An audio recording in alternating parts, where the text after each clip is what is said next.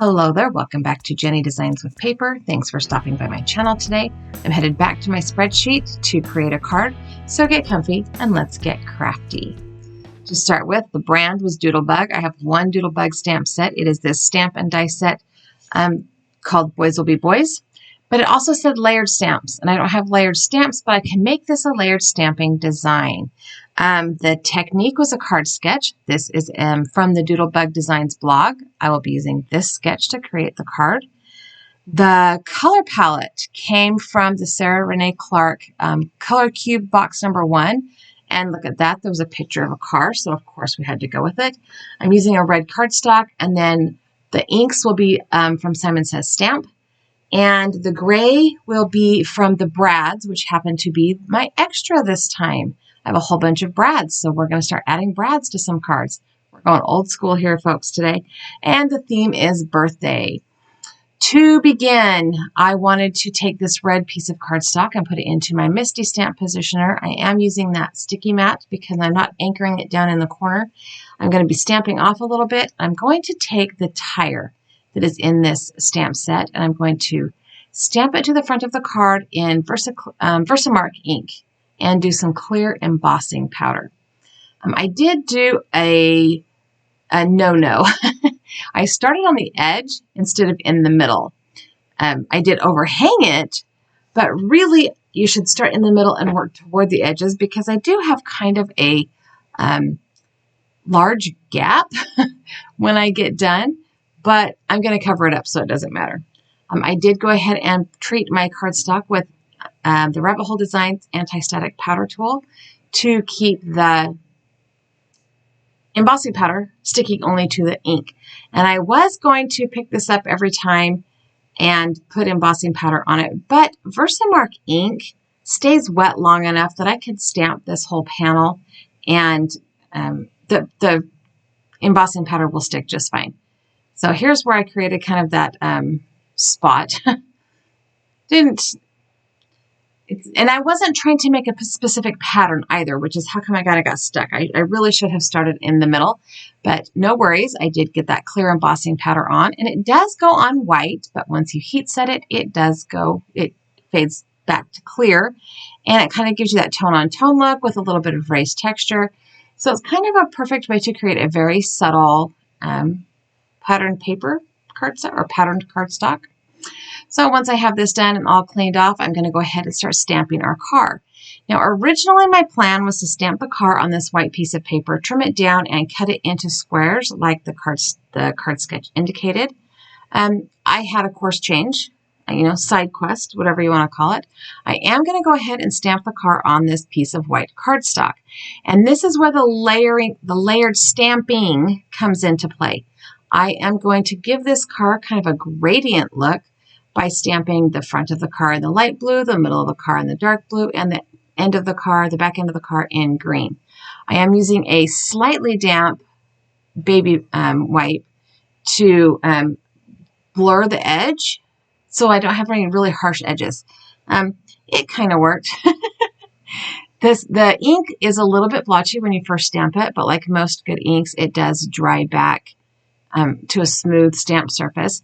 And I did go over each section 2 or 3 times. And then when I was all done, I put another coat of the light blue to try and fix that really harsh edge there in the middle.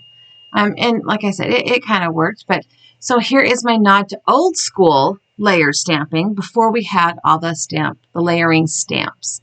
I decided at this point to go ahead and cut this out and not cut apart this strip, mostly because there's a lot of extra space and I wouldn't have had a piece of the car in each of the 3 squares. So I'm going to grab a little bit of low-tack tape and run this through my Empress machine, and through the magic of TV or YouTube or whatever you want to call it, all is done as in the blink of an eye, right? And it turned out kind of cute. Now that the ink is smoothed back, it turned out kind of cute. So I have a panel of gray cardstock. It is a quarter sheet of cardstock, so it's like 5.5 by 4 1/4 inches. And I am going to trim about a 1 3/4 inch strip of cardstock off that length. So it'll be 5.5 by 1 3/4. And then I need to trim it down to about 5 inches. And really, I should have trimmed it down even farther. I should have trimmed it down to probably 3 3/4 inches because there's not a ton of space in between my squares. But my plan now is to do a little bit of tone-on-tone stamping on that gray stripe to also give it a little bit of, I don't know, to zhuzh it up a little bit. So I'm taking the flame stamp that is included in the stamp set. I'm going to stamp it twice, once going each direction. They will 100% overlap. And another nod to old stamping, I'm using my stamp blocks instead of my MISTI because, well, I had already put my MISTI away. My stamp blocks are easier to get to. When my desk is covered with things, the stamp blocks are an easier reach. So I just flipped that stamp upside down to do the flames going out the other direction. You can't see them very well. In fact, looking at the card in real life, you can see them. But on the video, they don't show up very well. And I'm using that Versamark ink because it is, again, a clear ink. It's tone on tone. It will dry back. I almost heat embossed them as well, but changed my mind. And now I've taken the stripe or the strip of paper and I'm cutting it into about 1 5/8 inch squares. So they're not quite square. They're technically more rectangle, but they're just over 1 1/2 inch. And then I'm going to go ahead and stamp the sentiment right now, as long as I've got my stamp block and stuff out. And this isn't a lawn fawn sentiment. It just says happy birthday, but it's in kind of a straight font, like a computer style font. So it'll go really well with the masculine tone to this card. It didn't stamp exactly perfect the first time, so I went ahead and inked that up again. This time I'm using Versaclear Nocturne Black ink because it stamps really well. It just gives a nice crisp black stamped image, so I like that. So now we're going to go ahead and assemble. Clearly, I sped this up and forgot to slow it back down. But also, this part was a little bit fidgety. So, you know, there's that. I went ahead and added the gray squares. And then the sketch had this little place for bling. And my extra was Brad's. Wow, I can't even think of words right now, you guys. Sorry. I'm going to go ahead and put the squares down first. I'm starting with the middle one, and I'm going to use my T-square ruler just so that I can make sure that I get at least 2 of the 3 on straight. I did put a little bit of adhesive on the back of my panel so it didn't slide all over. And I'm lining up the T-square ruler, and these are kind of sort of centered, but kind of sort of not. Also, okay, who cares? The squares themselves, or the rectangles, because I don't think they're technically squares, but the squares will be lined up, but it may not be a direct center of the card, is what I'm kind of trying to say. I realized just at the nick of time that I was putting it on the wrong end.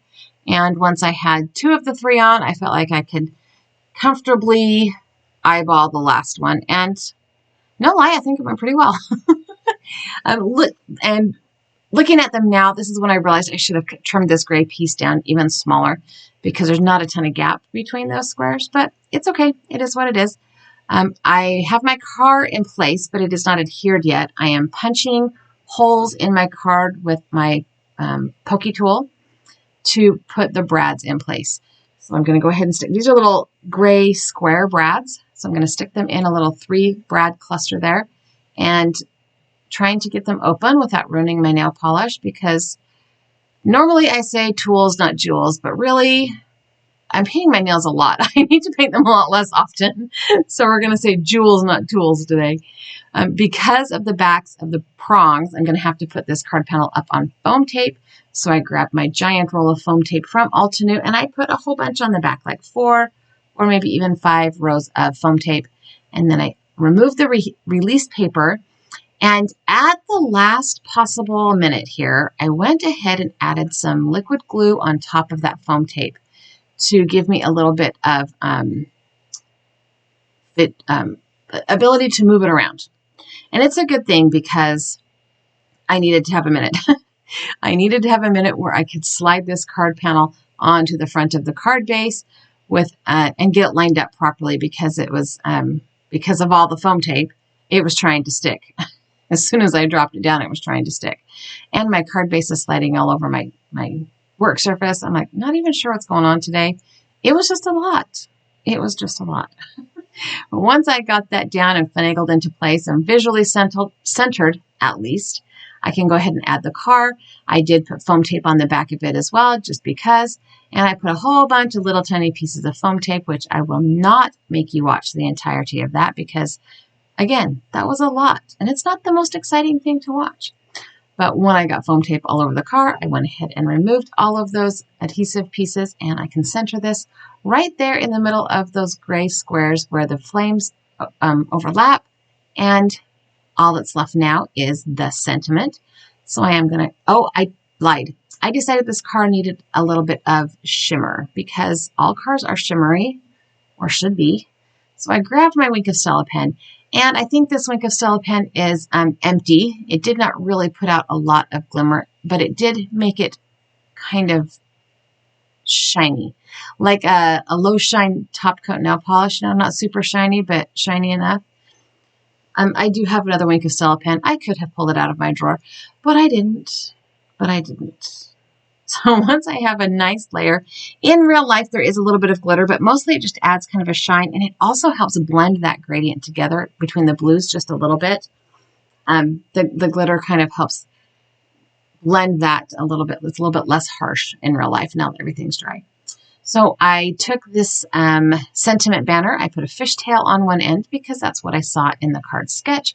And I am going to go ahead and add this to the bottom right corner. I'm going to hang it off that rust color red mat just a tad.